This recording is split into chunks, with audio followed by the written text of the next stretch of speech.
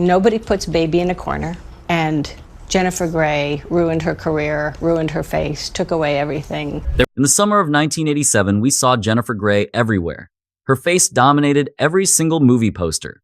That film's soundtrack played in every store. We crowned her Hollywood's biggest new star. And then, almost instantly, our industry completely erased her. You and I are going to unpack exactly what happened. Remember Jennifer Grey?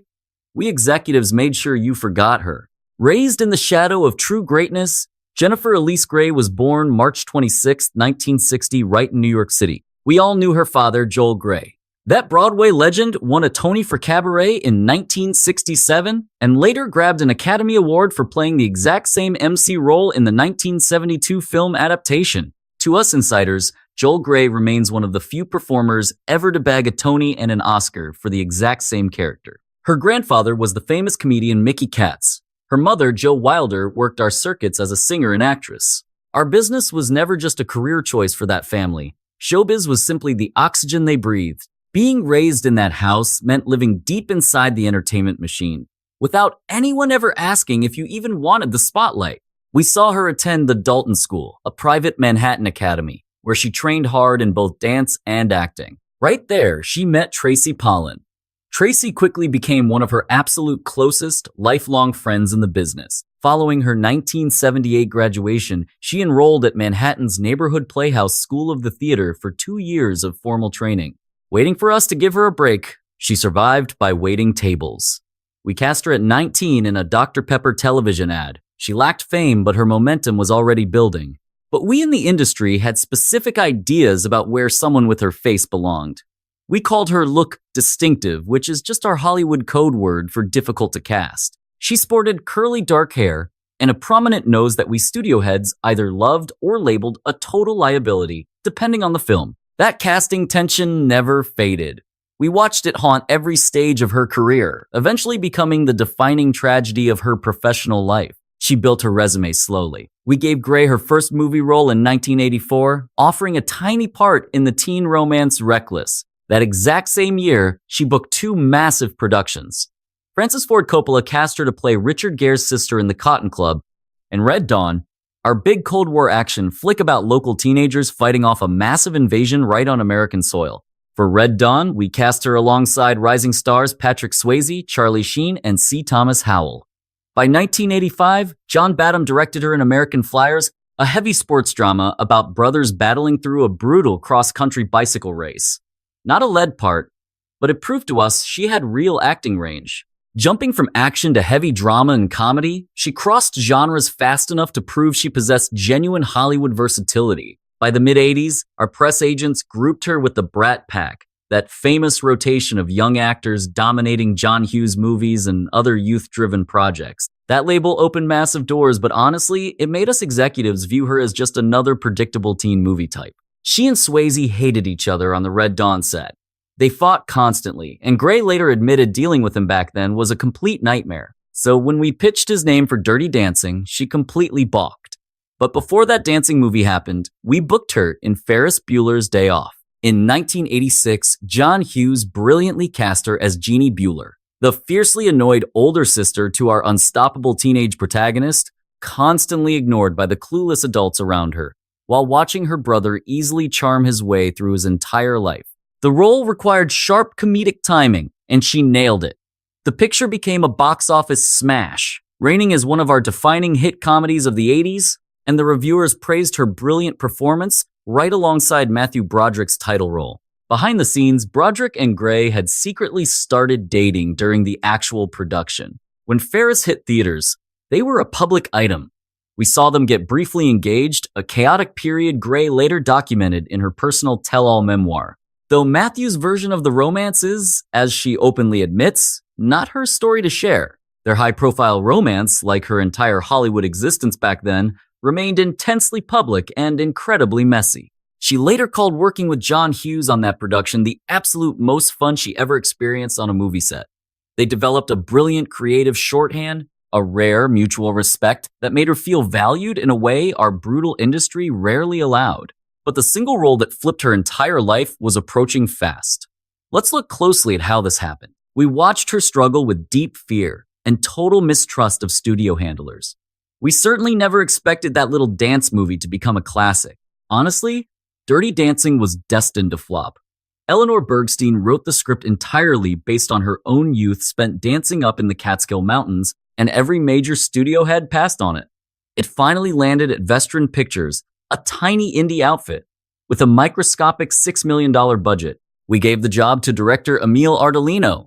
Even the producers believed they had shot a complete disaster, right up until opening night. For the lead role of Frances Babyhouseman, a naive teen falling for a resort dancer in 1963, Bergstein initially looked at Sarah Jessica Parker and Winona Ryder, but she insisted on Jennifer Grey. We signed Grey, who was 26 then, for a measly $50,000. For the male star, we auditioned Billy Zane, Val Kilmer, and Benicio del Toro before finally settling the deal with Patrick Swayze. As specialists dissecting this production, we note Swayze had been playing his own tune behind the scenes. He nursed a severe knee injury, and his medical files literally said no dancing, but he pushed past the pain.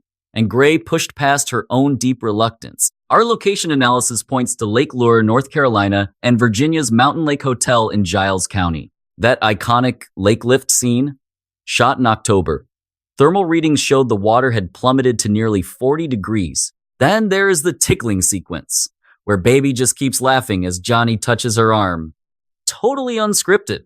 From a behavioral standpoint, her ticklishness and his growing frustration were entirely genuine. That footage sat untouched until editors spotted its raw honesty.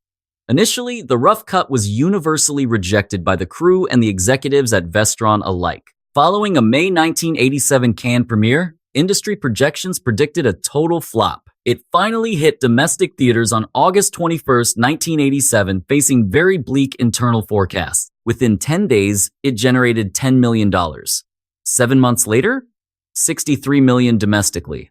The final global data shows over $214 million from a $6 million budget. It dominated 1988 video rentals, becoming the first movie ever to move 1 million VHS copies. The soundtrack spawned multiple platinum records. The signature track by Bill Medley and Jennifer Warnes even secured the Academy Award for Best Original Song. By 2024, the Library of Congress archived it in the National Film Registry. Meanwhile, Grey secured a Golden Globe nod for Best Actress. Almost overnight, she became America's most recognizable face. But our investigation must first examine the crash. You and I are going to unpack something the public barely grasped as the film exploded in late August 1987.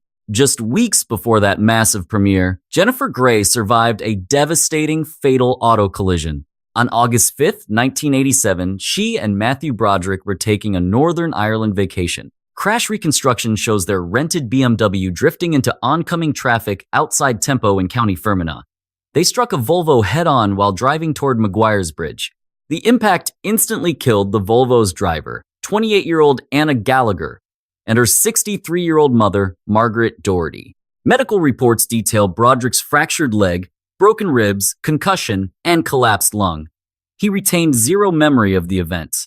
Police transcripts confirm his only memory was waking up hospitalized, noting an odd sensation in his leg.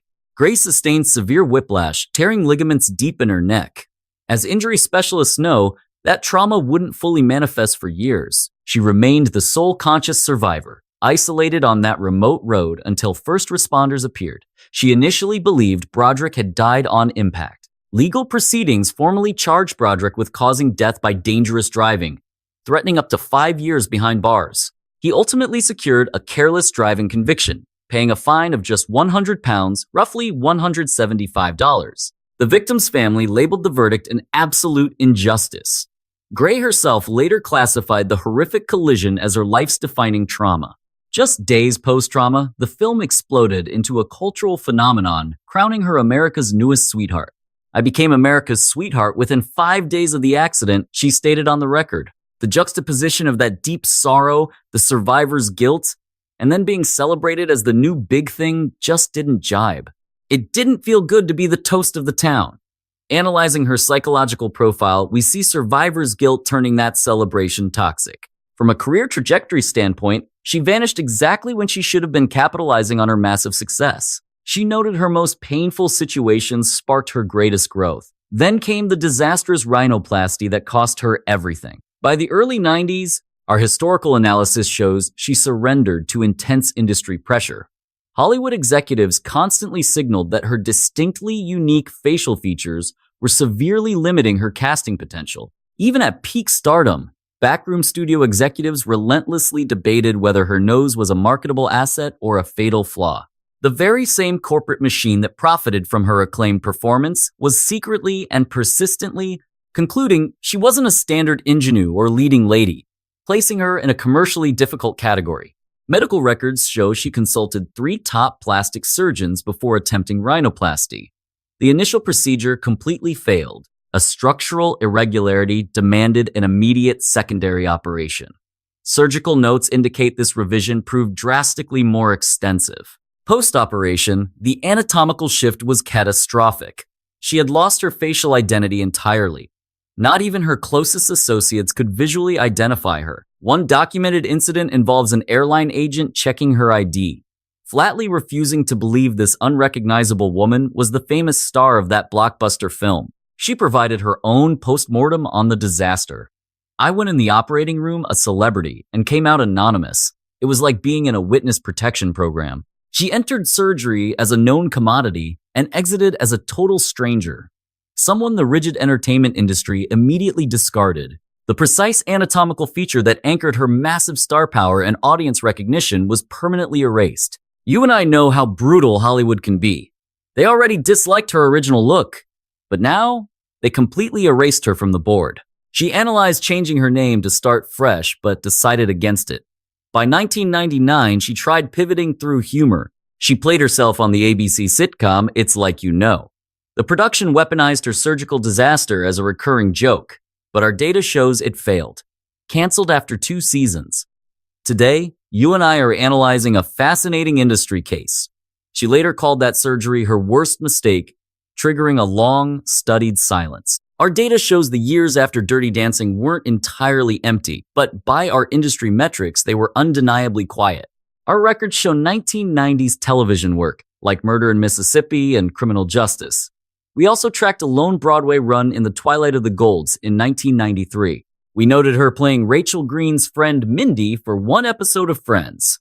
Later, our analysts logged a minor part in the year 2000 film Bounce. She booked a CBS movie with Shirley MacLaine, Liza Minnelli, and Kathy Bates. She kept working, but defying the career projections our experts made in 1987. Throughout the 1990s, our media analysts observed her name being tied exclusively to that surgery. Every single interview circled back. Casting directors no longer viewed her as the breakout actress who anchored 2 massive blockbuster films. Industry insiders treated her as a cautionary tale. She became an object lesson in altering the exact features that secured market recognition. She told Newsweek she desperately wanted to reclaim her own narrative, but our experts saw she wasn't there yet. Medical specialists also flagged her declining health. The severe whiplash from that 1987 crash never properly healed. By 2009, just before her planned run on Dancing with the Stars, our medical colleagues examined her for chronic neck pain that had persisted for over 20 years. Diagnostics revealed severe spinal cord compression. Specialists performed emergency surgery, successfully fusing a titanium plate directly into her cervical spine. During those same clinical scans, physicians located a suspicious thyroid nodule. It tested positive for cancer and was excised. She credits specialists for catching the tumor early.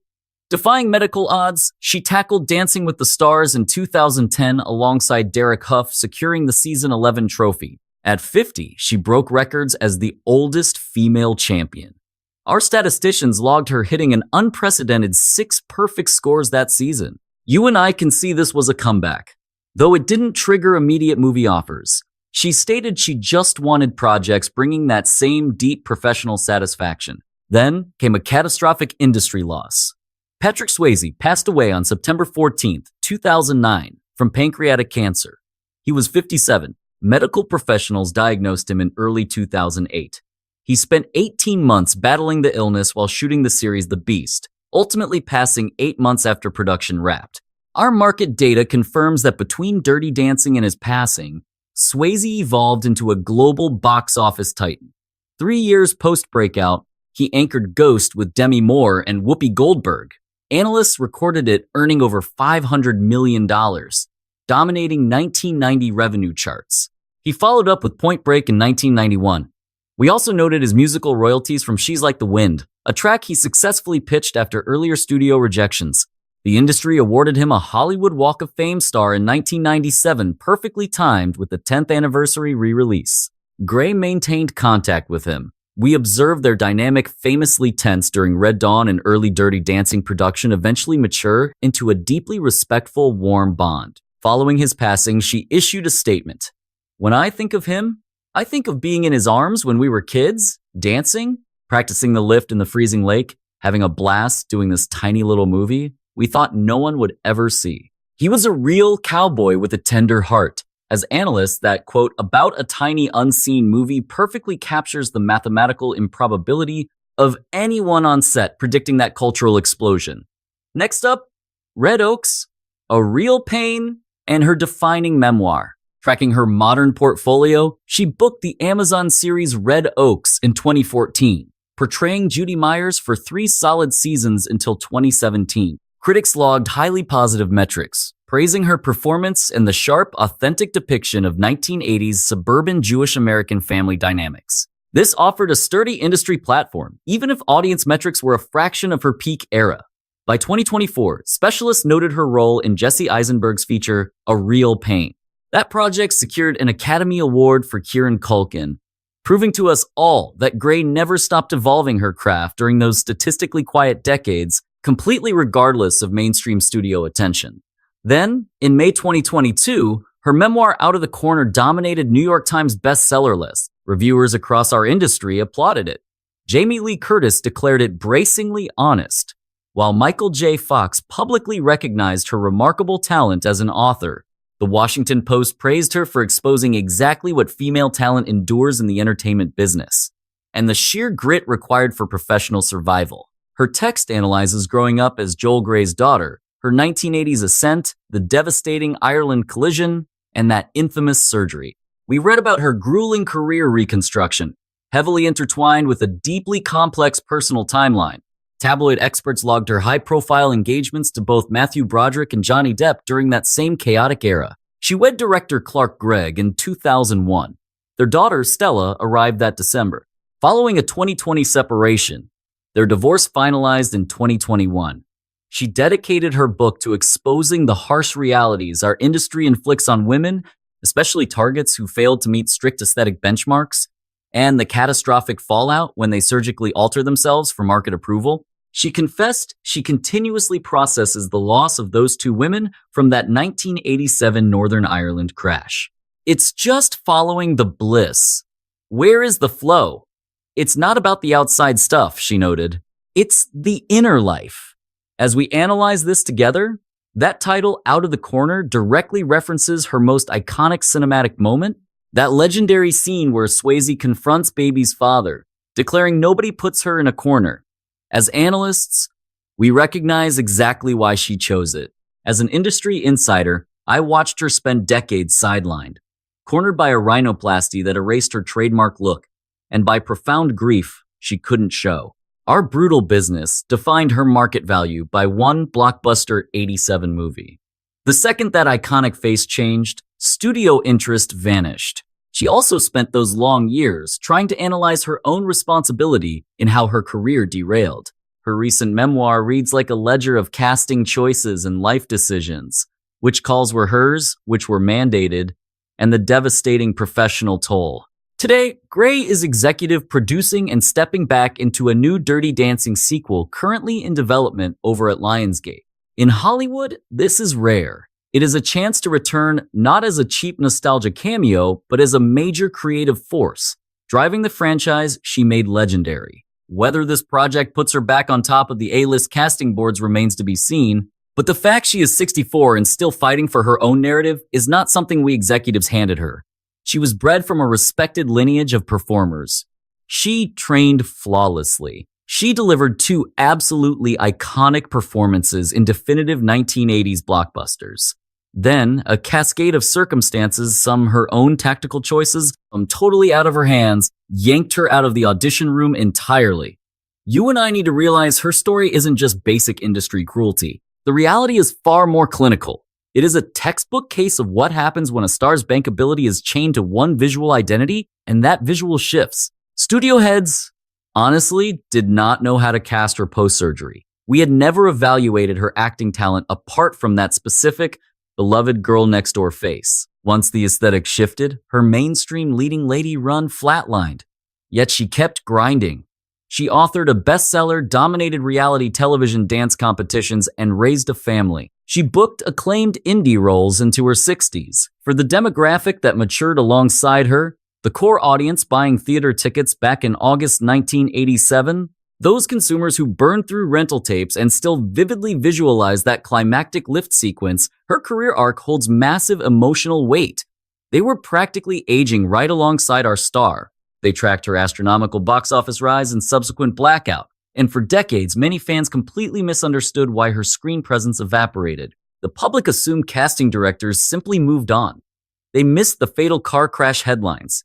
They ignored the corrective second surgery. They had no idea she spent 10 years aggressively pitching herself to an establishment that officially deemed her brand entirely unrecognizable. That persistence doesn't replace the lost revenue or fame, but it matters. Let's examine this together because Hollywood hates exposing its own superficial mechanics. The brutal penalty of conforming, the risk of rebelling, and how quickly studios dump talent when appearances shift. She was the most bankable leading lady in America for one golden season, and then, thanks to a cosmetic procedure, she labels her ultimate regret. My colleagues dropped her from the A-list conversation overnight. But she never quit living her truth. She stayed in the game and finally reclaimed her intellectual property on her own terms. You and I know true talent survives. If this breakdown revived your 1987 theater memories, drop a comment. I would honestly love to read your take. If you value this kind of industry analysis, smash that like button and subscribe to the channel. I have plenty more inside stories coming up.